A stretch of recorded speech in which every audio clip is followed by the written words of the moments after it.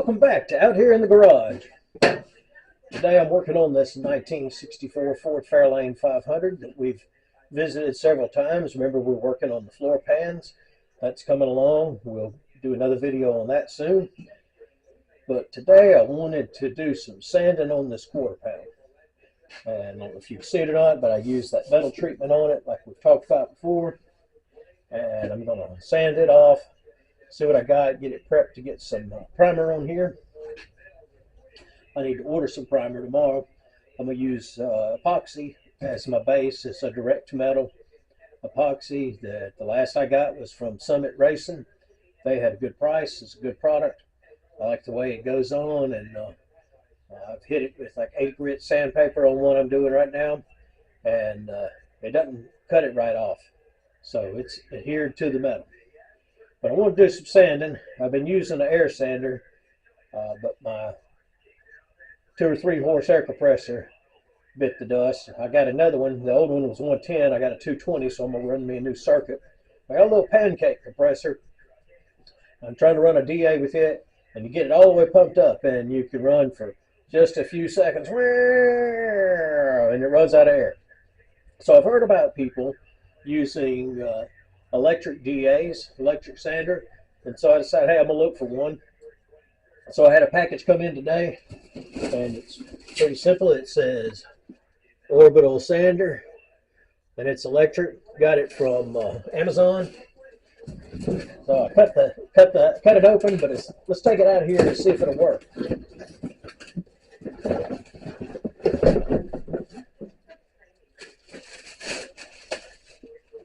So it's a red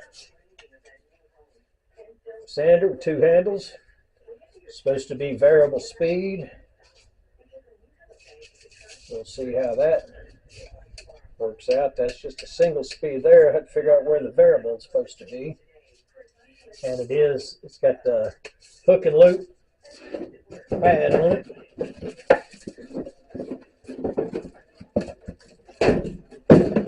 I hadn't read the directions. Looks like that would be a little vacuum container. Stick it on right there. Okay, it's got a notch for the handle.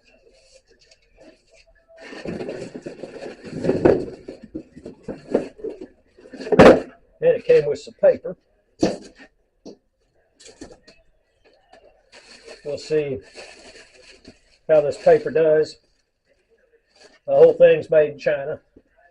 And I found on paper, I've got a box of it over here that is cheap, and you just go right on through it, and so when it wears out, you put another one on. This has got vacuum holes in it, and it corresponds to this here, and so that's going to make it go into that reservoir. Now, if that works in theory, you could really cut down on the dust in the shop. We'll see how that goes.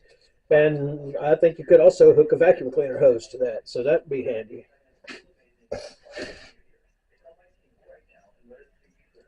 Get this wire tie off of here.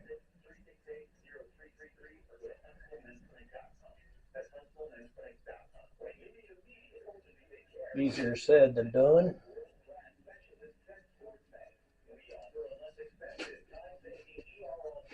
Got some 110 power ready right here.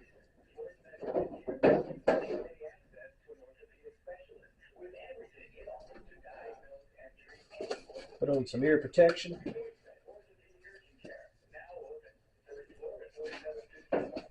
Let's give it a try. Sounds pretty good.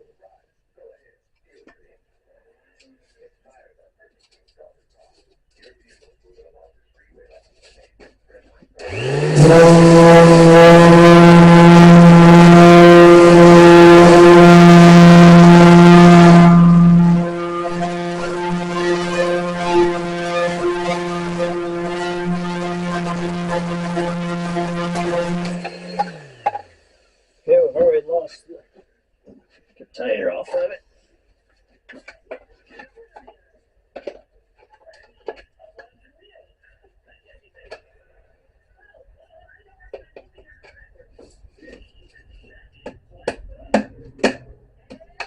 go. I got to slip farther up on there that time.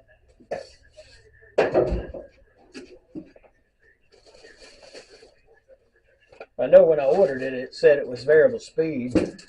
Seems like it's running awful fast, doesn't it? Let's see if I can see anything here about it.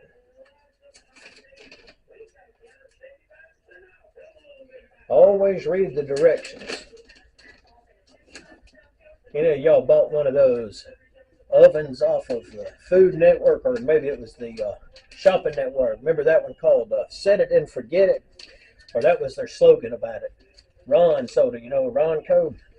And I got the manual with it, and I'm reading it, and the first thing it says, do not leave unattended. Remember, everybody in the audience would say, just set it and forget it.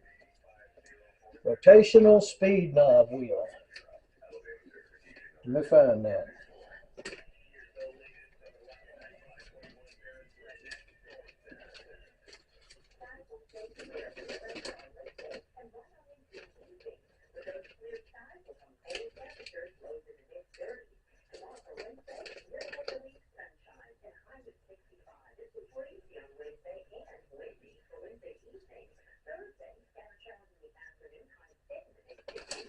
Well, let's see if we can find a rotational speed wheel.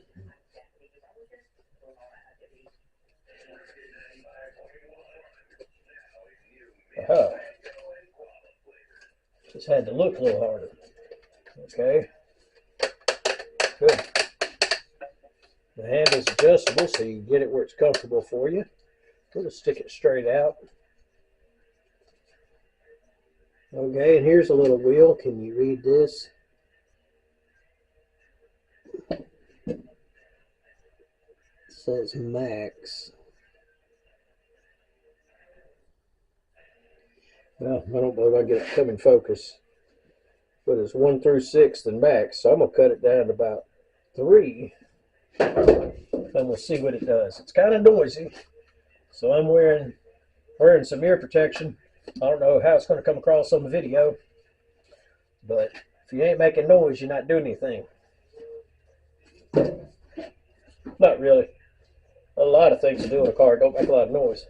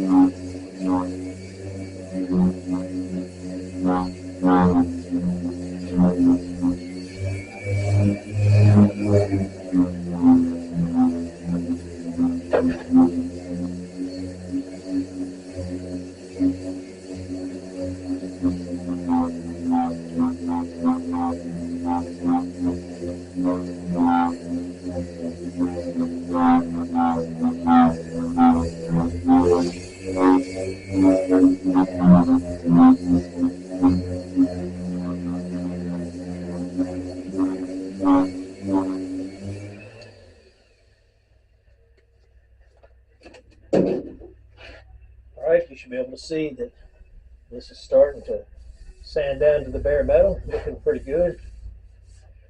whenever I'm doing body work, this is just the way I like to do it.